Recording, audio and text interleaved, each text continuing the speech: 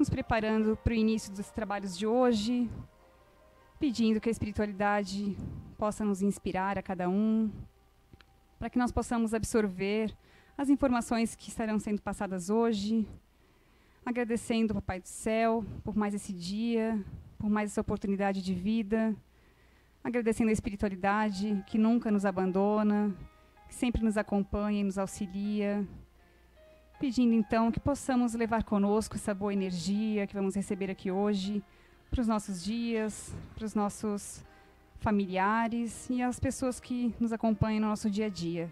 Obrigada mais uma vez, que assim seja. Cuidar do corpo e do espírito. Georges, Espírito Protetor, Paris, 1863. Será que a perfeição moral consiste na martirização do corpo? Para resolver essa questão, apoio-me nos princípios elementares e começo por demonstrar a necessidade de cuidar do corpo que, conforme esteja sadio ou doente, influi de uma maneira muito importante sobre a alma, que é considerada prisioneira da carne. Para que ela vibre, se movimente e até mesmo conceba as ilusões da liberdade, o corpo deve estar são, disposto e vigoroso. Estabeleçamos uma situação. Eis que ambos se encontram em perfeito estado.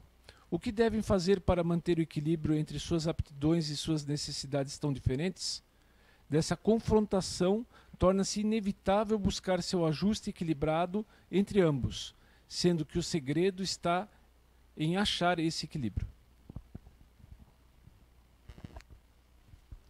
Boa tarde, pessoal. Primeiramente, eu quero agradecer a presença de todos vocês. Eu estou muito feliz em estar aqui hoje, falando um pouco sobre a genética e a epigenética. É uma área muito nova e os pesquisadores hoje eles estão focando bem na epigenética, né? Eu descobri agora que eu tenho um tempo um pouco mais curto do que eu imaginava, então alguns slides assim, eu vou estar passando um pouco mais rápido para vocês. Mas eu espero que vocês aproveitem bastante. E depois, no final, qualquer dúvida, eu vou estar à disposição de vocês. Tudo bem? Só para a gente começar, eu coloquei um pouco aqui a história sobre o DNA, desde quando eles começaram a estudar isso. Isso começou em 1859, quando Darwin colocou o livro da evolução das espécies. Então, assim, até primeiro eu gostaria só de perguntar para vocês, quem que já conhece um pouco sobre DNA, leu alguma coisa, tem algum tipo de informação? Só levanta a mão para mim. Ok. Eu vou estar explicando um pouco, até para quem não sabe nada, e para quem sabe um pouco, eu acho que tudo isso vai ser bastante válido. Aqui, essa parte eu vou passar um pouco mais rápido para vocês, tá? Então, no século XIX, Thomas Hunt ele descobriu sobre a mutação genética. Depois, conforme foi passando o tempo, eles foram percebendo que o cromossomo era feito de proteína e DNA. Em 1944, o Instituto Rockefeller ele percebeu que o DNA era responsável por passar as características dos pais para os filhos, para os descendentes. E depois, em 1953, Watson e Crick percebeu do que era formada a estrutura molecular do DNA. Até aqui, eu vou colocar mais ou menos assim, até mais ou menos 1960, basicamente a vida era estudada como se fosse uma molécula, como se não existisse nada além do que moléculas. Então, os grandes pesquisadores pensavam que não existia nada além disso. Não existia um Deus, não existia energia, não existia nada. Então eles pesquisavam e achavam que a vida era simplesmente isso, eram moléculas.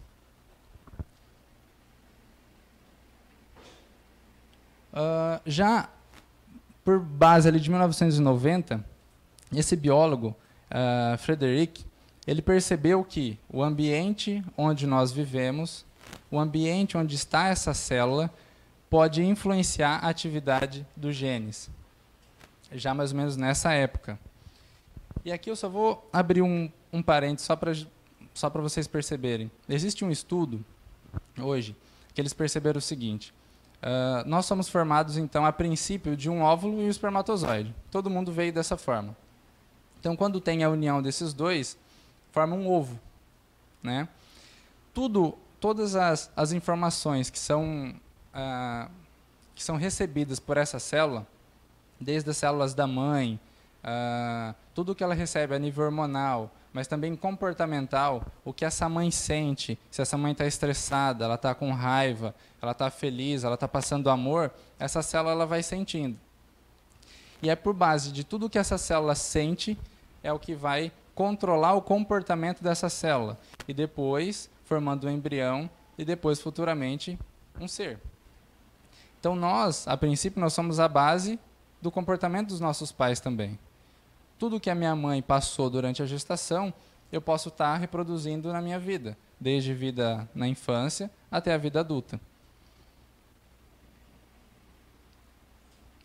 Aí nós entramos num projeto, né, que é bastante polêmico, que é o projeto do genoma humano. Então, só para vocês perceberem, ele iniciou em 1990, mais ou menos na mesma época que eles já tinham descoberto que o ambiente também já podia controlar os genes. O que eles perceberam? Que, na realidade, grandes empresas privadas, indústria farmacêutica, e tinha muitas pessoas envolvidas querendo controlar a vida humana. Porque o que eles imaginavam é que como se nós fôssemos apenas controlados pelo nosso DNA. Então, eles achavam que se fizesse todo um mapeamento genético, eles já saberiam que com 35 anos eu teria uma determinada doença e que iria me matar. Tanto é que depois, na década de 90 e até anos 2000 ali, saiu vários filmes de ficção científica com isso. Tem até um filme que chama A Ilha, que eu acho fantástico, onde milionários pagavam para onde tivesse essa ilha, eles criavam clones para, quando eles tivessem a doença, eles pegariam o órgão desse clone e colocariam nele para eles sobreviverem. Então, ou seja, os filmes mostrando uma realidade que na realidade não aconteceu. Isso é muito bom. Aqui só são algumas características dos pontos onde eles imaginavam que o projeto Genoma seria um sucesso. E só para você perceberem, eles iniciaram o projeto Genoma com um verme, que tinha mais ou menos em torno de 1.271 células. E eles tinham apenas 23 mil genes. E quando chegaram lá nos humanos, já vou passar um pouquinho aqui para vocês, eles perceberam que os humanos também têm pouco mais de 23 mil genes. Ou seja, se fosse pensar no número de genes, nós seríamos quase um verme, né? Nós não somos nada além disso. Então, o projeto Genoma, se a gente pensar, ele foi apenas uma ambição humana para controlar a vida e para ganhar dinheiro em cima da gente. Aqui é uma pequena crítica também, porque depois que o projeto Genoma foi finalizado, isso ainda não acabou. Os livros de biologia, se vocês repararem, falam sobre o projeto Genoma. Eles não falam mais sobre a influência do ambiente onde nós vivemos, sobre as emoções, sobre energia, sobre Deus. Eles simplesmente continuam na mesma linha de raciocínio que há 20 anos atrás. Então, é como se eles quisessem alimentar esse dogma para continuar ganhando dinheiro. Mas isso, na realidade, já é uma farsa. Eu espero que até o final eu possa provar isso para vocês. Então, o que vem a ser a tal da epigenética? Então, nada mais é do que as mudanças em que nós vivemos no ambiente causam as mudanças nas funções dos genes. Imaginando que um gene tem a função de produzir a proteína para o músculo. Por mais que eu tenha uma alteração epigenética ali, eu não vou mudar a base toda do meu DNA. Eu só vou mudar a função desse gene. Ou eu vou silenciar ele vai parar de produzir, ou eu vou ativar determinados genes em determinados locais.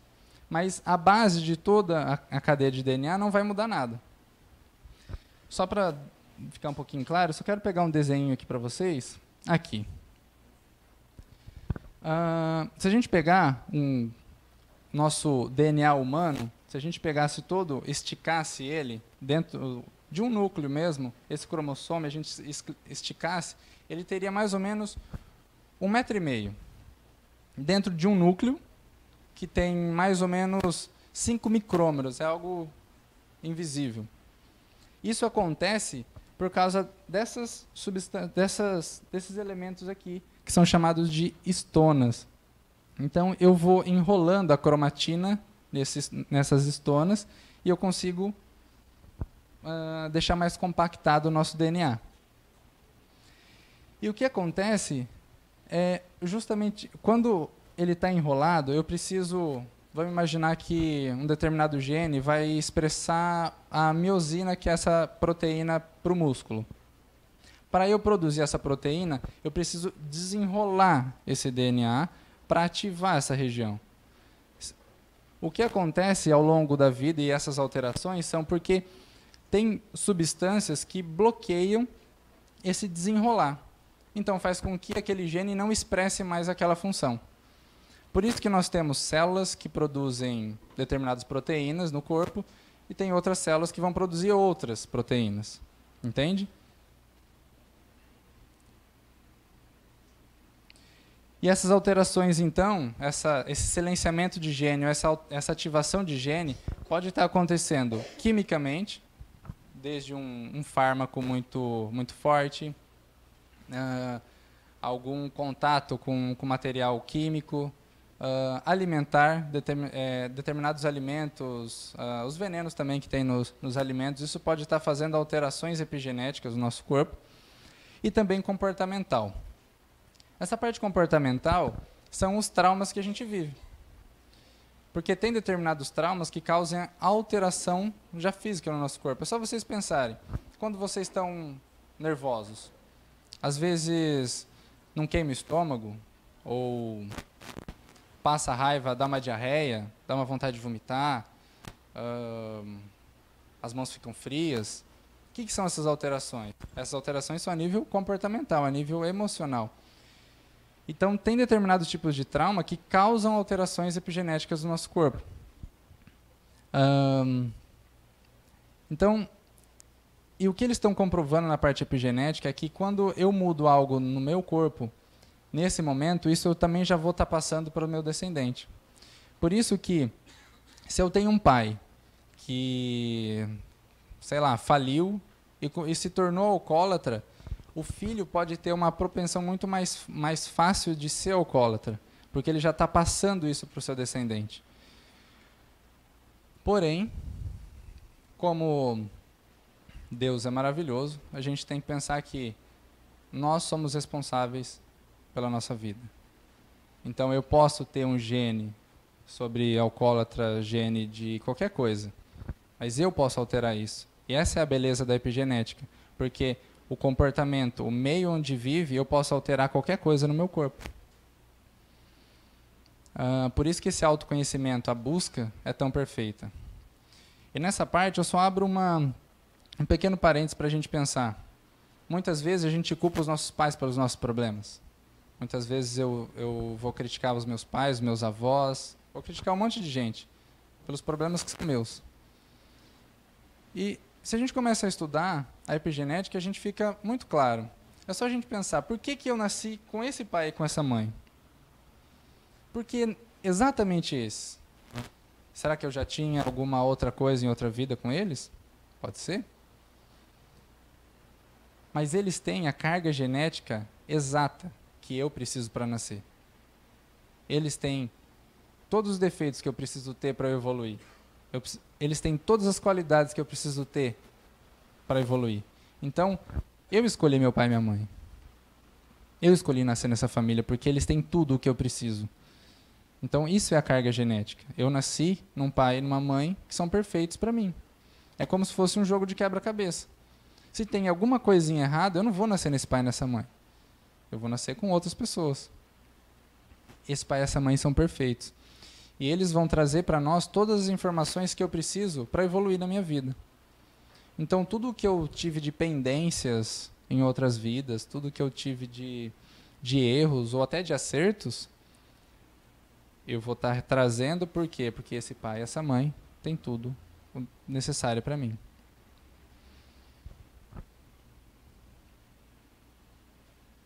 E os genes também, é muito importante a gente perceber que eles estão percebendo que não é só uma parte física, não é só uma doença, não é só uma alteração, nada, mas também a nível comportamental. Todo aquele estresse, ou aquela pessoa muito calma, isso também vem de informações genéticas. Aí aqui, que é tudo isso que eu estava falando. Será que, como a ciência dizia há muito tempo atrás, será que os genes realmente representam o nosso destino? Será que se eu nasci com um gene que vai me gerar um câncer daqui a um tempo, esse é o meu destino? Será que a gente continua ainda com a famosa síndrome de Gabriela? Aquela música, eu nasci assim, eu cresci assim e vou ser sempre assim? Será que a gente vai continuar achando que eu não devo mudar?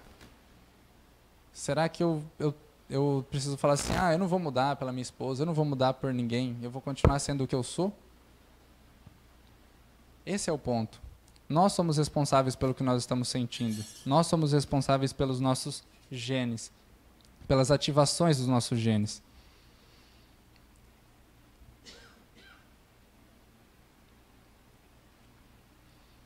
E aqui tem um biólogo que ele chama Bruce Lipton. Depois eu passo o livro para vocês também, para quem quiser. Até o início dos estudos dele, ele era ateu. Até que ele pôde comprovar exatamente isso. Ele percebeu as forças que controlam as funções dos genes. Então ele percebeu isso não pode estar vindo do nada. Isso não pode ser do nada. Então ele percebeu que existe um Deus à medida que ele conseguiu comprovar isso.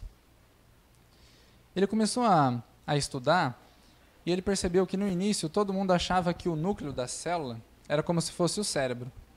Porque ele guarda o material genético e está tudo bem. E a membrana citoplasmática e o citoplasma da célula é como se fosse o resto do corpo. O que ele percebeu é que na membrana citoplasmática tem um monte de receptores. E eles que captam tudo. Captam nutrientes, captam informações, captam vibração. E aí ele fez um teste. Ele retirou o núcleo da célula e viu o que a célula acontecia com ela. Ela não se reproduzia, porque não tinha mais o núcleo, mas ela conseguia sobreviver. Ela continuava todo o ciclo dela. Agora, quando retirava toda a membrana e todo o citoplasma, o núcleo morria imediatamente. Então ele percebeu que, na realidade, a membrana citoplasmática, esses receptores, é como se fossem pequenos neurônios. Eles que passam essa informação para o núcleo. E a partir da informação que eu tenho desses receptores, é que eu ativo determinados genes no núcleo. Então ele percebeu que, na realidade, quem deveria ser o cérebro de uma célula são esses receptores. São eles que trazem toda essa informação para nós.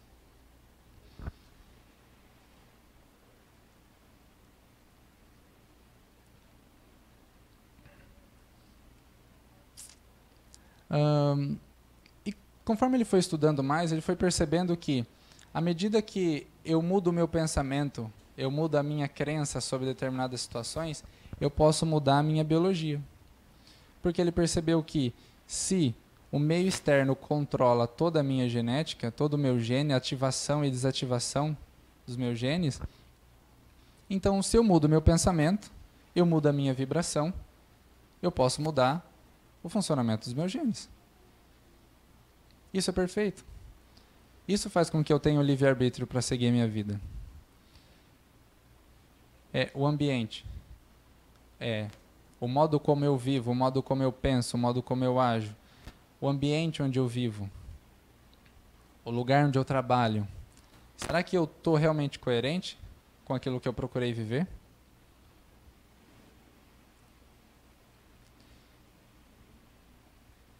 E a parte que eu achei mais impressionante no livro dele, que chama A Biologia da Crença, Foi porque ele uniu a biologia com a física quântica. E a física quântica, basicamente, ela fala sobre vibração. Aí entra átomos, elétrons e tudo mais, que não vem ao caso nesse momento. Mas esses receptores da célula, eles captam esse tipo de vibração. Pensamento, emoção é uma vibração. Eu vou estar emanando essa vibração. Então, de acordo com essa vibração, eu posso ativar um gene ou eu posso silenciar um gene. E aí entra um outro estudioso, que é o criador da nova medicina germânica, que ele chama Dr. Hammer. Isso é muito interessante. O que ele percebeu, isso é uma suposição ainda, isso não é algo comprovado, mas ele percebeu que quando a gente tem um trauma emocional, isso pode causar alteração a nível celular. O que ele percebeu foi uma coisa muito simples. Imagina que eu recebi um trauma muito forte de algo que eu não consigo digerir. Acho que todo mundo já passou por isso, certo? Fica remoendo, fica passando por aquilo. Então ele percebeu que dependendo do nível que é esse trauma, se é um trauma muito forte, isso pode causar, por exemplo, alterações a nível celular de multiplicação de células. Ou seja, o trauma causa um silenciamento de determinados genes, e isso faz com que eu aumente a produção de células no meu estômago. E qual seria a função? Se eu não consigo digerir algo, eu crio novas células, dessa forma eu consigo digerir essa situação. E o que é mais legal, eles fizeram um estudo, pegaram essas células tumorais do estômago, e eles perceberam que essas células do estômago produzem muito mais ácido do que as células normais do estômago. Então, qual seria a função? Então, se a gente pensar, talvez até mesmo dentro de uma doença, ela tem uma função. Ela tem uma informação para nós.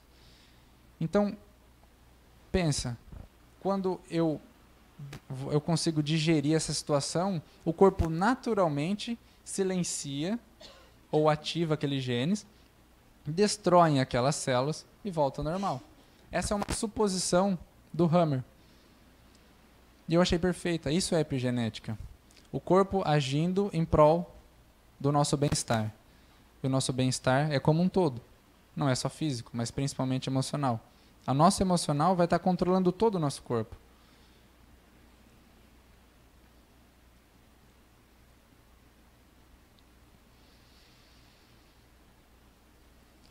E aqui, né, só para colocar, para todos nós vamos ter algum gene relacionado ao câncer.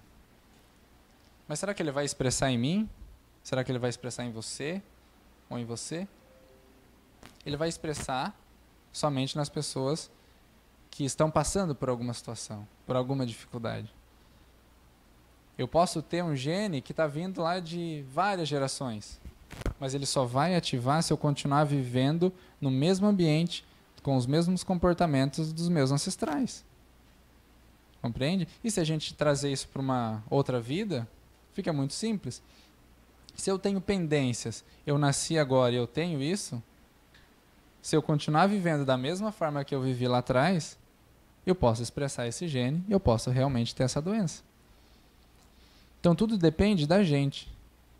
E tudo depende se a gente está coerente com aquilo que a gente acredita, com aquilo que a gente quer.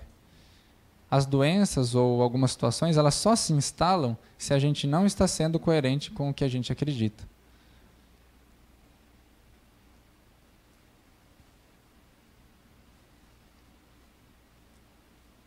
Então, cabe a nós realmente criar esse meio, criar esse ambiente, criar essas mudanças. Porque a célula, ela é muito simples.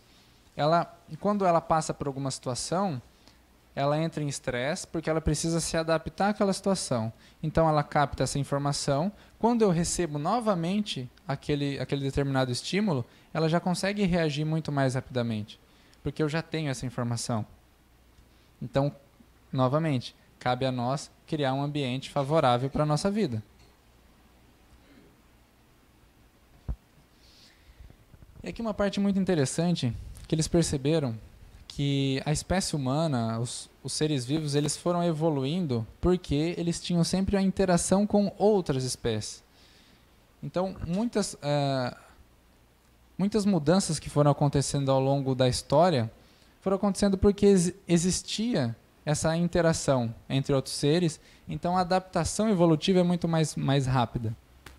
Então, muitas vezes, nós estamos cheios de bactérias, nós somos cheios de fungos e de vírus. E o que está acontecendo hoje em dia? Nós temos medo de bactérias. Nós corremos da bactéria, nós corremos dos vírus. E de preferência, se a gente pudesse tomar antibiótico todo dia para matar todas as bactérias, a gente faria. E a gente está perdendo esse tipo de contato. A gente está vivendo numa cidade que é basicamente concreto.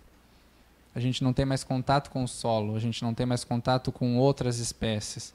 A gente está vivendo dentro da nossa espécie. E a gente está esquecendo que existe uma vastidão enorme de espécies e que elas nos ajudam a resolver muitos problemas. Elas nos ajudam a nos adaptar a uma gama de situações enorme.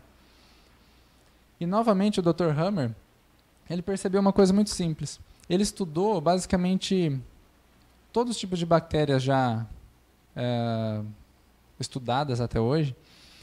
E o que ele pôde perceber é que nenhuma delas realmente faz mal para o nosso corpo.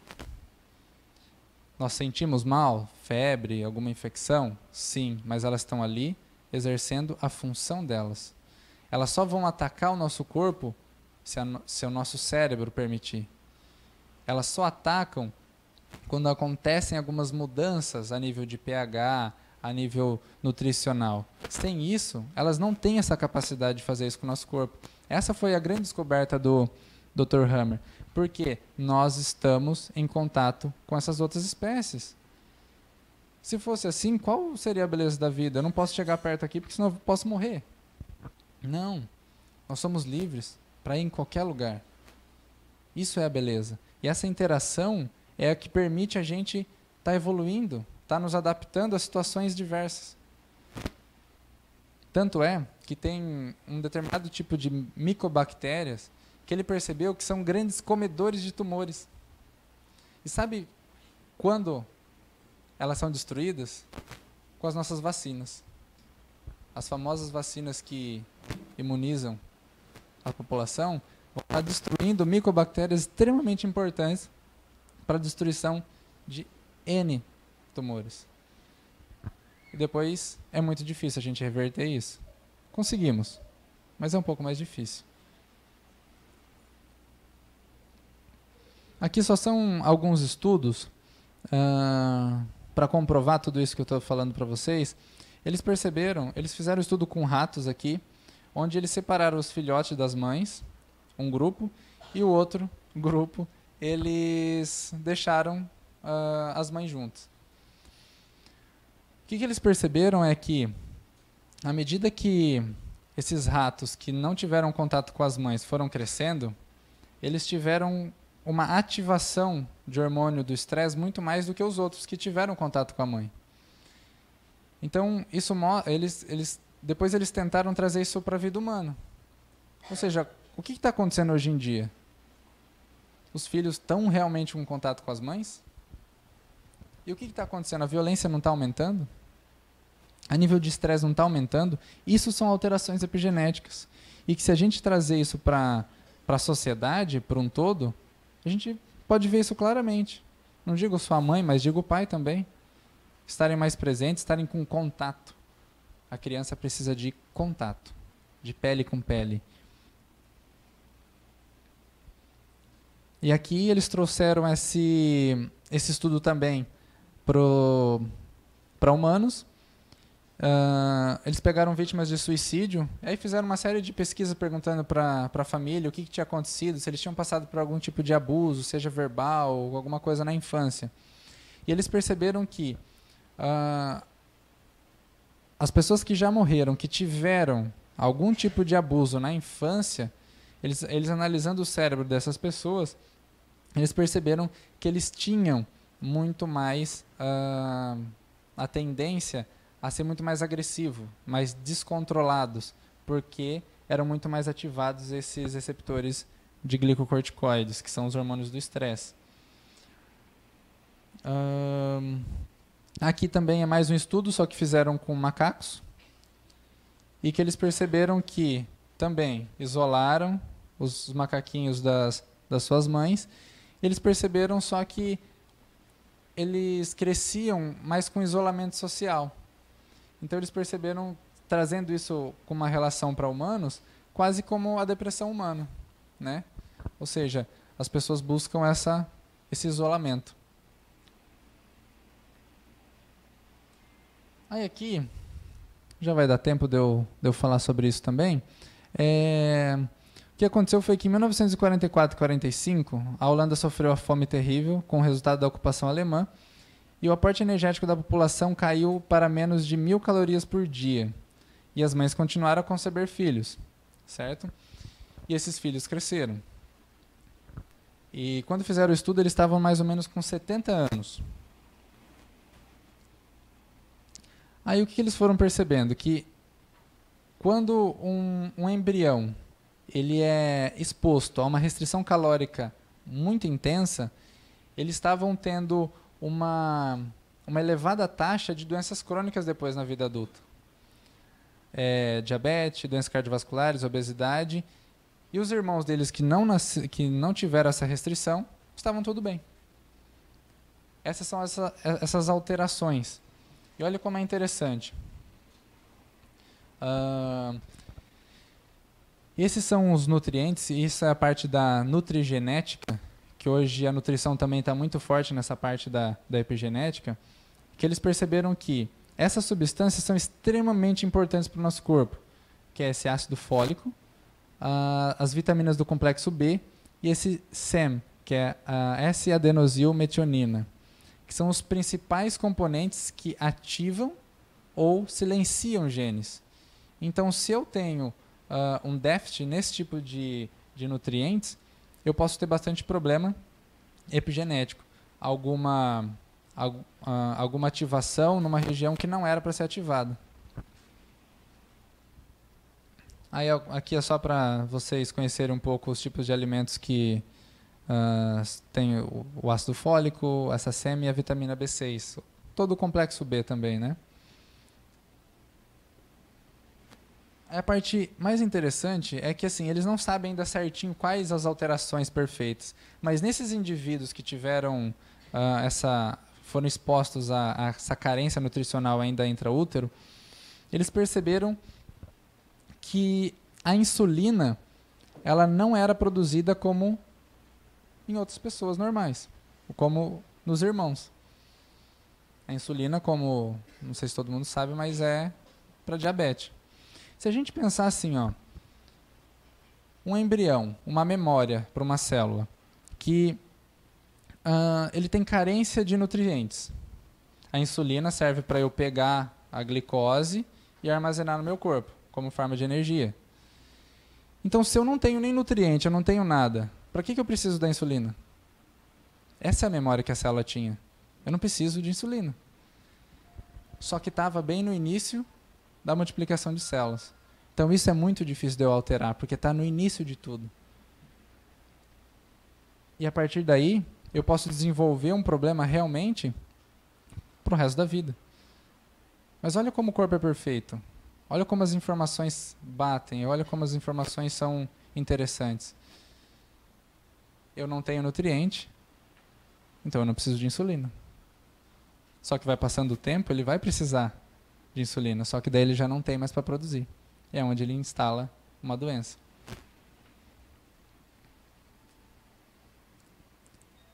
E aqui, a epigenética, a gente fala muito sobre essa parte ainda gestacional, a multiplicação de células. E tem alguns pontos que eu acho fundamental. O nascimento. O nascimento, ele é um momento único. E que hoje a violência obstétrica está muito alta. Se vocês perceberem se vocês verem bem certinho como uma criança nasce, vocês já teriam medo de passar por tudo aquilo. Já nasce, já vem, já toma um tapa, já pinga um negócio, já corta aqui, já leva para não sei aonde que já está frio, e já enrola e já limpa. A criança nem nasceu, já toma aquele susto. Ou seja, já nasce com trauma. Já nasce com pequenas alterações, já desde aí. O contato de até 3 anos de vida. qual pai e mãe conseguiria hoje ter esse contato com uma criança até 3 anos de vida? Hoje tem uma grande estudiosa aqui do Brasil mesmo, uma carioca, ela chama Eleanor Luzes. E ela está lutando muito para conseguir implantar um meio de, pelo menos, as mães conseguirem ficar com os filhos até 1 ano. Está muito difícil. Mas o ideal seria ficar até 3 anos. Até 3 anos é onde a criança vai conseguir formar toda a sua personalidade. Se a gente for pegar alguns comportamentos que nós temos na vida adulta e a gente for trazendo, a gente vai chegar ou intraútero ou até 3 anos de vida. Isso é muito legal, a gente perceber. A base da nossa história muitas vezes está aqui. E a gente não está tendo esse momento e esse contato com os nossos filhos. Alimentação.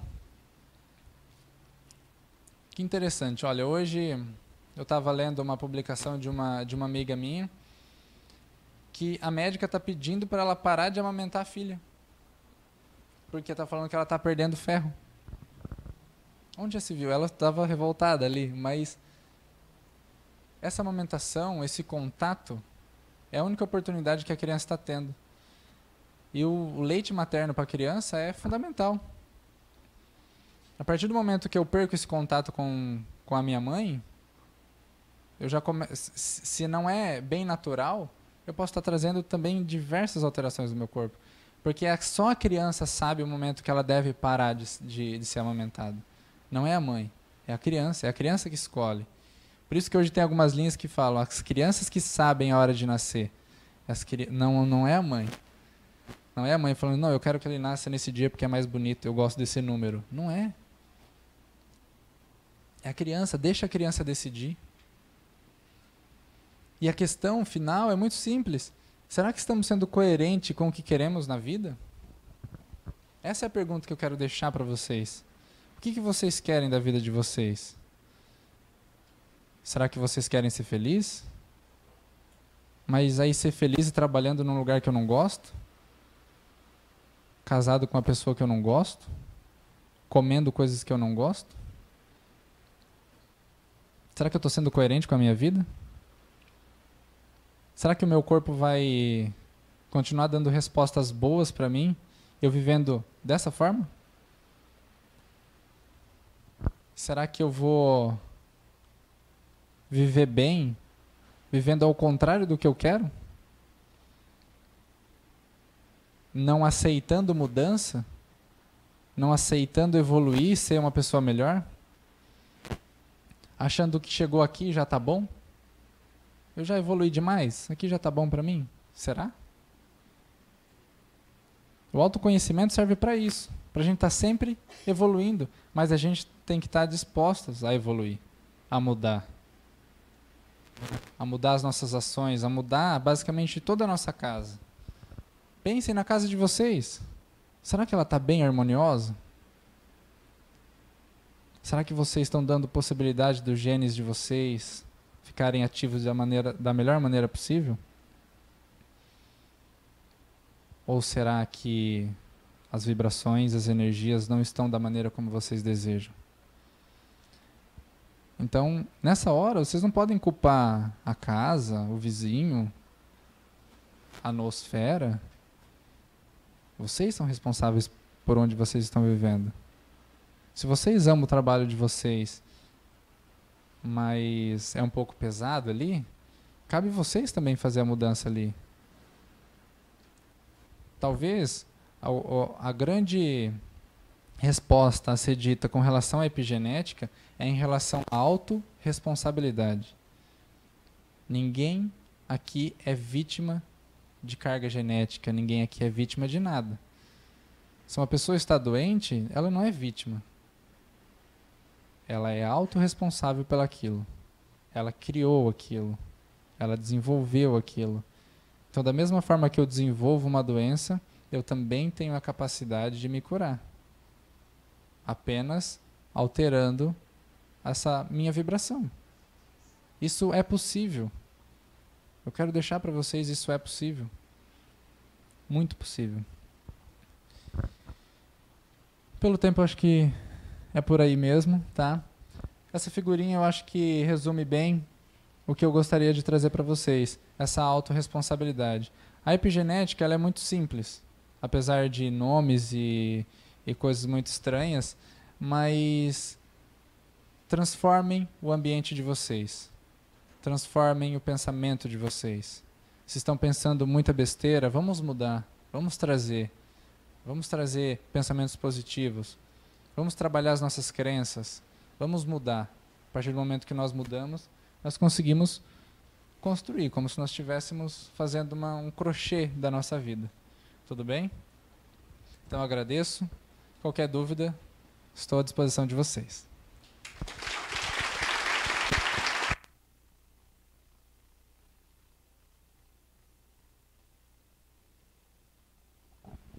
Obrigada, Pedro, pela palestra, né? A gente pôde aprender um pouquinho mais sobre epigenética. E agora, então, vamos nos silenciar novamente, vamos relaxar, nos preparar para o passe, ouvindo a oração.